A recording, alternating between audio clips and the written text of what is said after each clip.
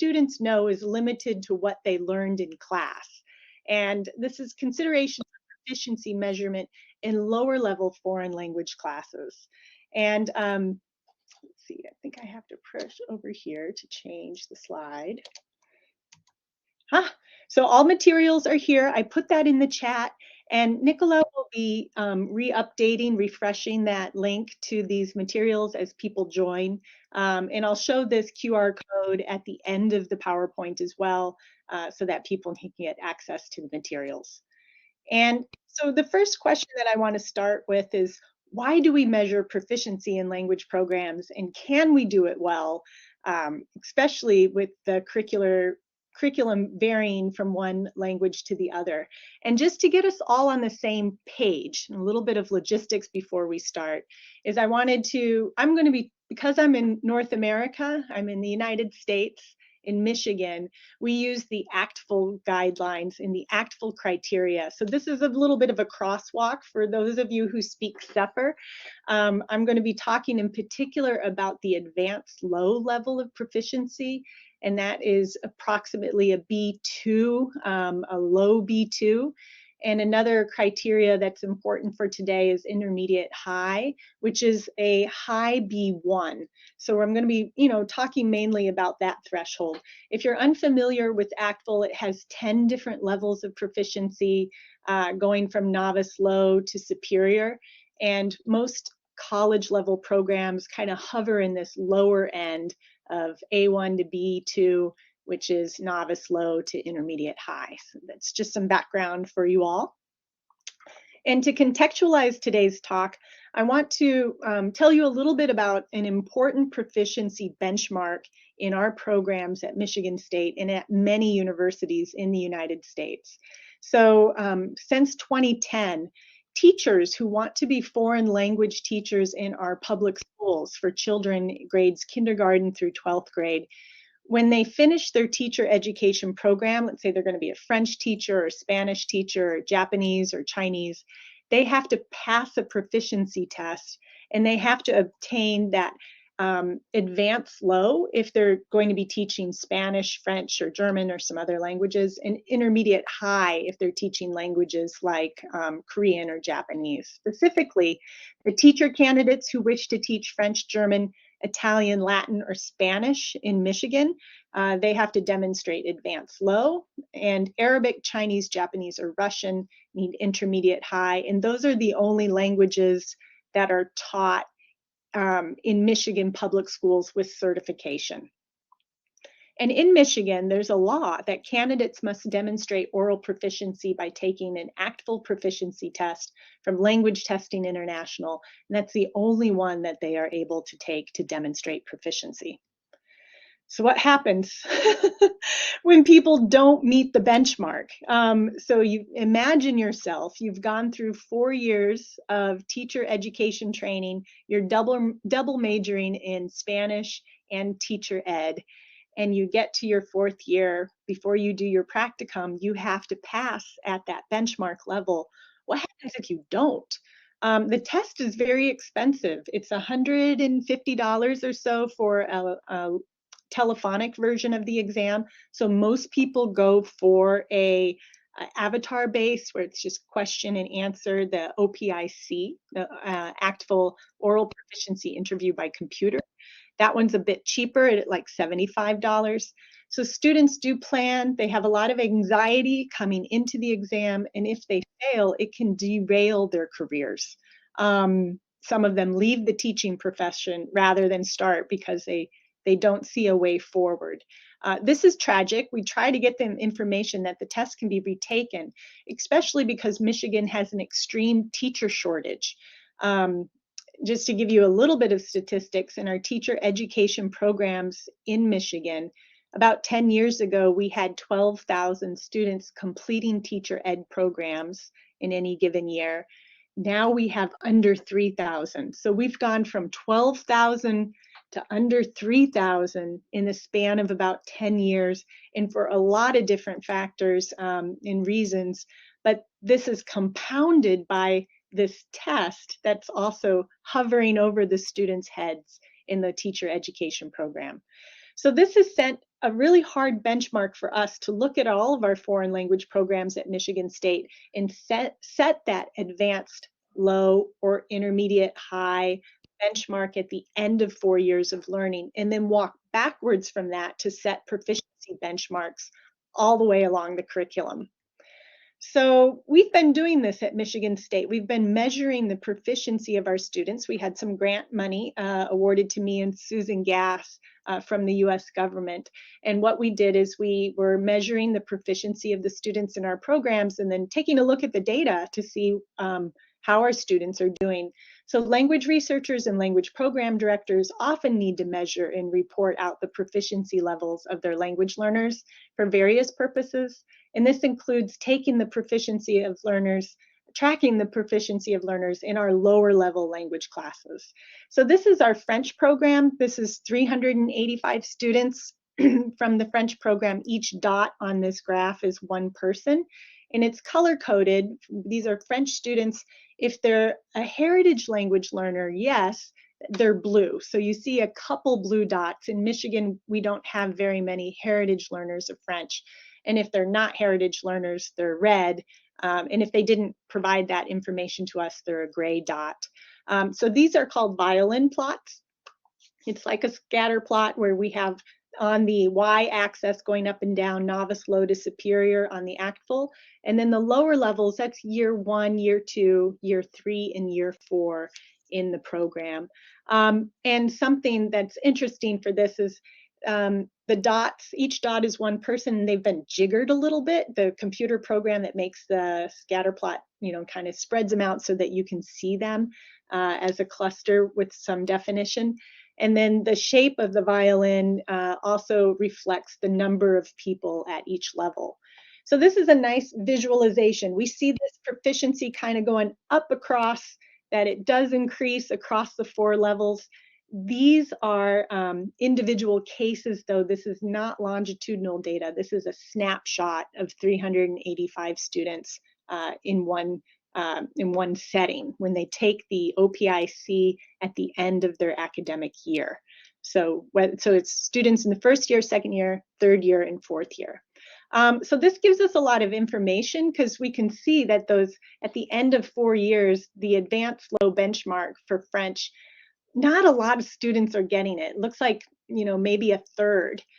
So we need to tag these also by the teacher candidates to see where they are if they're able to meet those benchmarks. But at Michigan State, this type of data can tell us how heterogeneous our classes are, something our teachers remark on. A more heterogeneous, diverse class is harder to teach. And we can also look at the percentage of the students who are meeting these proficiency goals. And we also want to understand proficiency development within our lower level language programs with background criteria too. So these are the French speaking scores, again, just color coded differently, where we have the number of years they took French in K through 12. So that's kindergarten through 12th grade before they came to college. And the lighter the dot, the more years of French they had. So French is commonly taught in Michigan public schools. So you see that our language program in French, it's chock full of people who have had K through 12 experience. And we realize the importance of that K through 12 experience to get people to the advanced level.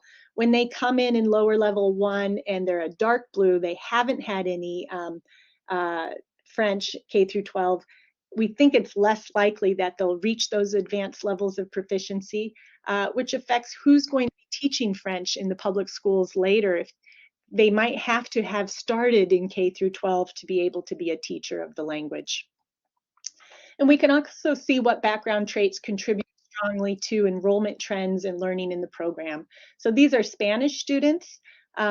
Same data, denser because we have more Spanish students. I think this is more than 385. That might be a typo. But the heritage learners here are color-coded blue. And what we see when we look at this as from the language program direction standpoint, we see all of these blue dots in the upper division. So that's third year and fourth year Spanish. So this tells us that maybe we should have a heritage class there's been debates at when we would offer that, and these data are quite clear in saying it should be an upper level class because that's where the students are. So researchers also need to assess the proficiency of their students to be able to describe using a lingua franca like the CEFR, the ACTFL, or other standardized scale terminology, their study participants' language ability and knowledge, or if researchers include learners from various locations and contexts in their work, testing the proficiency of everyone can help the researchers communicate whether the overall participant group is homo or heterogeneous in terms of language level. So we are doing this from all ends. SLA researchers want to test the proficiency of everybody. Programs do as well. So I want to talk about a study where what we did at Michigan State is we want to know about the growth in lower level language programs. And one of the reasons why we wanted to do this was there's two major limitations of the literature. So if we want to see how they grow, the majority of our prior studies and even our prior work are cross-sectional in nature. And few previous studies have accounted for the effects of important background variables. For example, the target language, heritage speaker status, high school language learning experience, language context outside of the classroom. So what we did is we wanted to follow people as they went through the 4 years of the program. And what we suspect is we'll see these different patterns. And what I'm going to talk about is the intercept and the slope. So the intercept is the first time we measure the language of the person as they come into the program. And that may be the placement on the intercept may be affected by their heritage language learning, their K through 12 experience, or whether they don't have those things. The other area that we want to look at is the slope. So the intercept is high or low, and then the slope is steep or not steep. So the incline of that slope over time may also be impacted by the background variables. So our research question was, how do students' oral proficiencies develop as they proceed through the 3-semester sequence of the lower division courses? So first year through second year. And what role do these background variables play on that time period? So we had 1,922 lower division foreign language students. We had them tested between fall 2014 and 2017. And we looked at Chinese, French, Russian, and Spanish. And these are their breakdowns by year, level 1, 2, and 3, second, third, and fourth semester. So we gave them the OPIC, and we also gave them a background questionnaire to collect those background variables. And these are, again, the ACTFL scales, and we put them on numbers so we equate the scale with the numbers. These are the measures. So we had our categorical predictors in measuring both the intercept and slope, and our continuous Likert scale predictors measuring both intercept and slope. So just give you a brief breakdown of that. And we used latent growth curve modeling with these 3 time points. So time 0 is the level 102, and then a repeated 1 and 2 at the other 2 semesters. So we've got the intercept, the slope, and the background variables. So hypothetically, this is what it will look like. The intercept and the rate of growth will be plotted on the graph. The variation in the intercept we think will be explained by background variables, and the variation in the slope will be explained by background variables. For those of you who are into growth curve modeling, this is the model. It's kind of basic, where the intercept and slope are predicted by the background variables. And the results, this is the mean growth curve. So what we're looking at is like the average amount of growth. Another thing to take a look at, it's not linear, which doesn't surprise us because nothing in SLA says that growth is linear. So we have a little bit of a curve in the data. And the growth from 102 to 201 is different from the growth from 201 to 202 in terms of its acceleration. Overall, at level 102, they pop in kind of just below novice high. And over those 3 semesters of learning, they go up a little bit more than 1 level and they approach intermediate low. I'm going to digress just a little bit because these data are average, right? I don't have the individual students plotted here, but with other data and with another study, we have done that with our graphing, where we give the average but also provide the individual lines of individual students. We think our graph would look pretty similar. So this one, Dan Isbell ran in R when he was our research assistant here for me and Susan Gass, when we worked on a paper together where we were measuring whether the OPIC can track development with students learning every semester. And it's kind of messy, but the growth pattern is very similar to what we see here. These are different time points, and I won't go into that now, but just keep this image in your mind as we continue to discuss the data. So the results are that the intercept was positively associated with heritage speaker status and high school language learning experience in 2 target language dummy variables, Chinese and French. The slope was negatively associated with 2 target language variables, Chinese and Russian.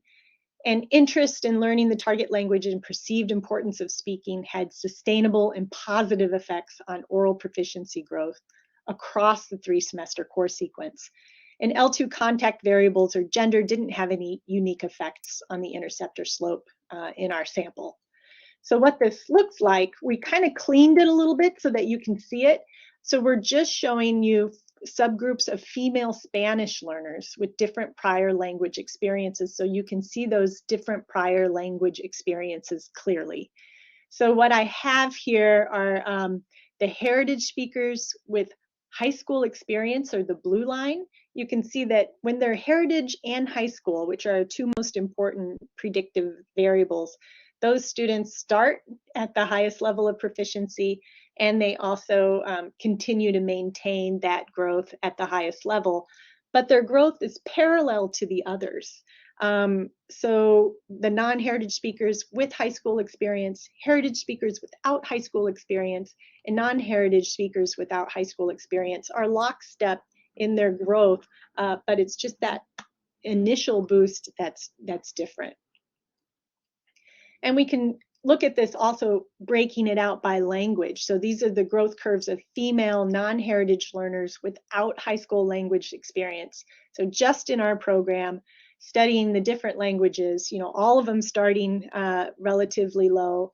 And what we see is the Chinese, French, Russian, and Spanish students progress relatively the same, that there's no main differences between the languages.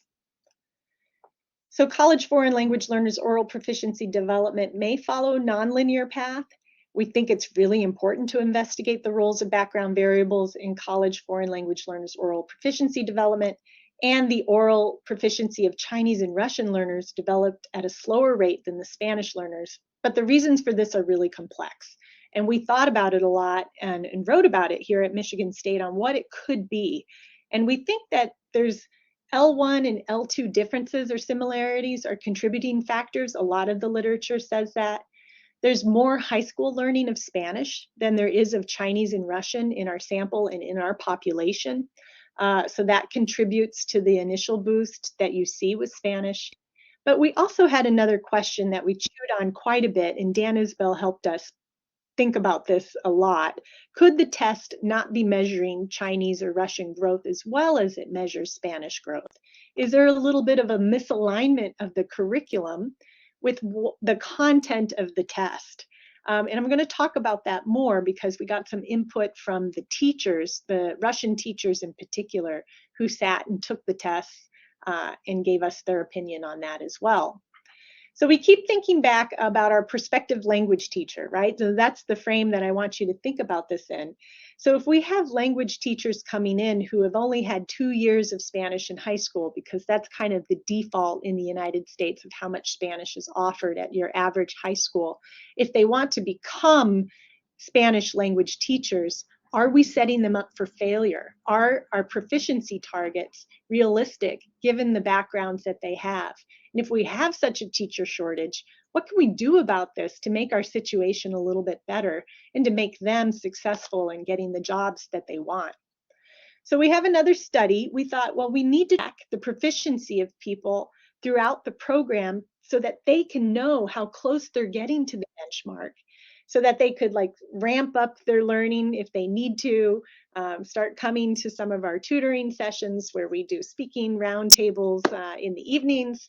Can we use self-assessment to measure proficiency in these lower level classes as a more cost-effective way to get proficiency data in year 1 and year 2, because it's so expensive to take the OPIC? There's a lot of literature on the differences between self-assessment and oral proficiency. So I'm going to dive in just a little bit and tell you what we did. So we had 820 Spanish students take the OPIC and a self-assessment that we designed, and I'm going to show you that in a second. And they were enrolled in courses at different levels in the Spanish program. And this is the self-assessment itself. You can go ahead and take it. We made it available to the public. And just to walk you through, you can pull it up now on your phones if you would like, but you don't have to. I'm going to show some slides of what the self-assessment looks like. And just an overview, when we made it available to the public, we allow people to skip the background questions, and you can put a pseudonym in. You don't have to put your real name, but you do have to type in what language you are learning. And these are from the ACTFL generic can-do statements that we compiled into a computer adaptive test. So people type in their language that they're learning, and people who are just taking it to see what it looks like, they can skip the background questions. And this is it. So it's 5 sets of 10 questions that increase in difficulty as the test goes on. And it's in English is the base language of the self-assessment, and people have to answer the questions. It's very much like the Swiss can-do statements that you see online. Some of the founders of this and can-do statements are developed for all of the scales, as far as I know, CEFR scales, ACTFL scales, Canadian language benchmarks, WIDA scale in the United States. So a lot of these are quite prevalent, and we stuck in the importance question mirroring the Swiss can-do statements to get a little bit more information about our language programs in particular, whether what the students think is important is also what the teachers are focusing on, or that the teachers think is important through the lens of the student. At the end of this test, students get a starting point. So we used it as a placer into the ACTFL OPIC because students have to self-place themselves. So it kind of served multiple purposes. And at the end, they do get a general proficiency level. And you can have that emailed out at the end of the test. Students are also allowed to put in email addresses to send those scores to people. There's 200 points possible, and they get a general ACTFL level. So the first look at the results is that the OPIC and the self-assessment correlated with a polyserial correlation, which is between continuous and ordinal variables at 0.61. That's not too bad. But looking at the scatter plot to see, is this a linear relationship? Are correlations good? We're not sure about that. So if you can follow this, it's kind of an S-curve through the data. It's not so linear, right? So what we thought we should do then is use something else. So we did look at this as a sequential selection process. We use continuation ratio modeling ratio, that's a typo, to test the relationship between the self-assessment and the OPIC. So with this test, students pass through different levels. There's 10 items, and if they demonstrate mastery of the 10, they pass over to level 2.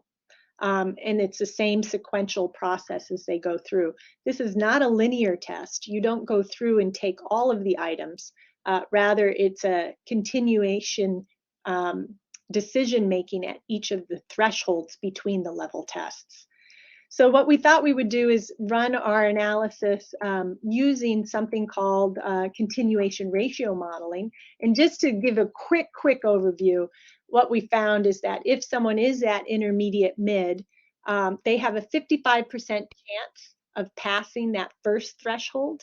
And then those who remain, those who continue, 33% chance at the next threshold, 50% at the next threshold, and then 56% at the next threshold. And we look at that as odds ratios as well. So every unit of increase in the OPIC is a 2.57 increase in the odds of passing the first threshold. So when we look at the data like this, we get a better indication of the performance of the OPIC. When we look at continuation ratios and odds, the OPIC effect is decreasing across the 4-level transition test. What this means is that the odds ratios are bigger at the far ends, and I can show this graphically. So we have a steeper slope at level 1, and the confidence ratio is very narrow.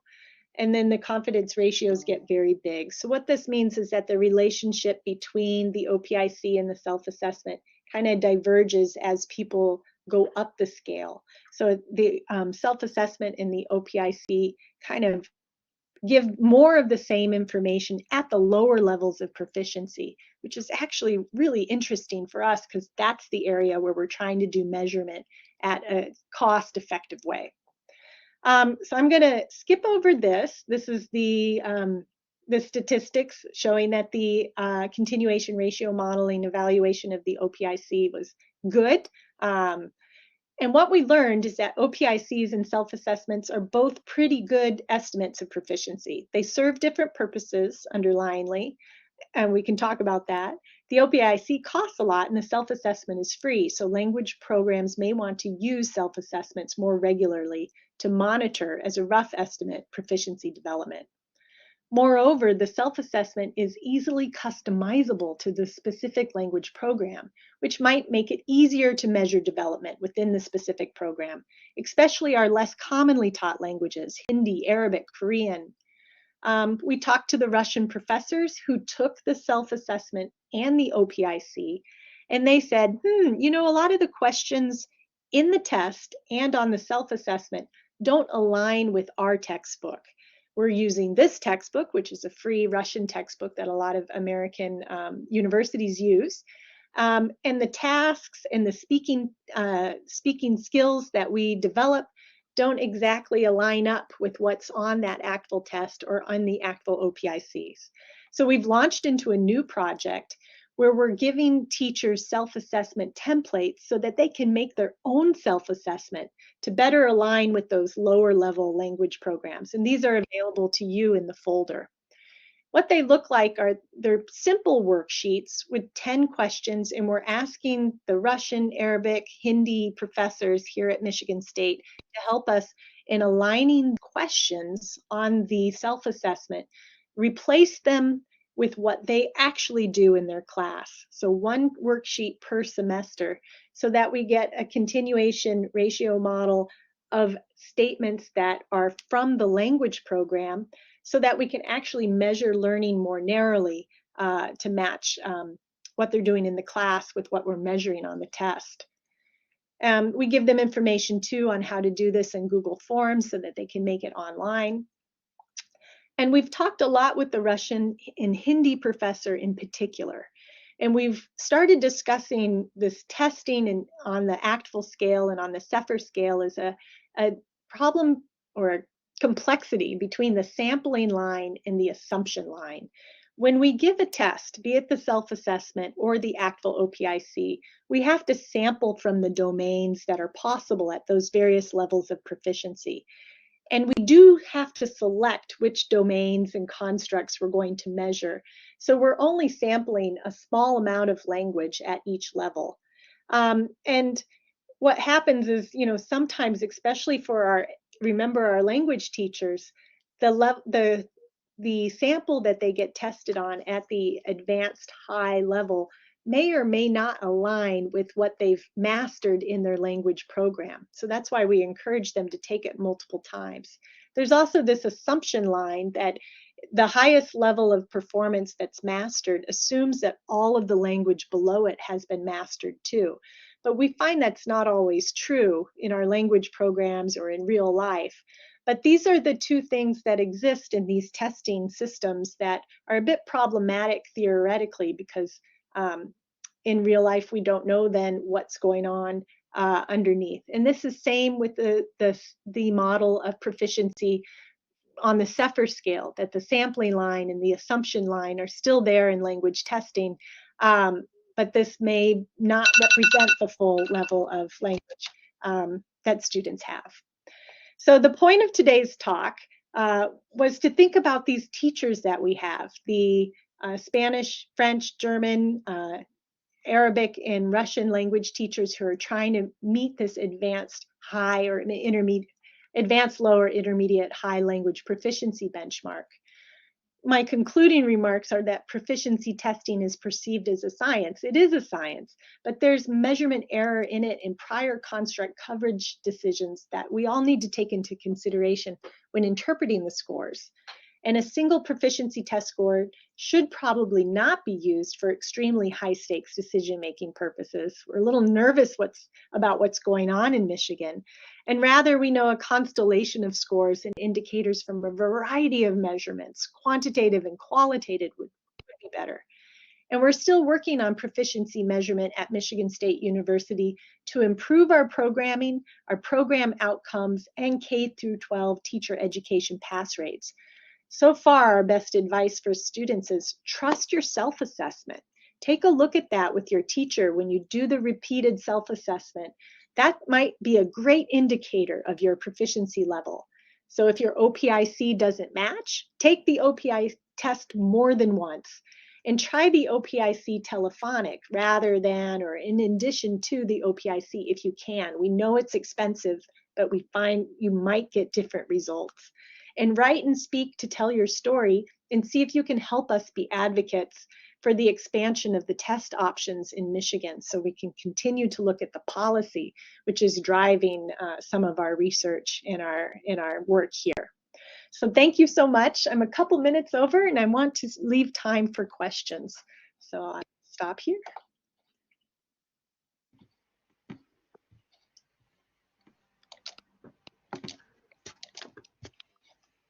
Thank you very much, Paula, for the very interesting talk, very thought-provoking. We do have some questions. Can I ask a burning question, please?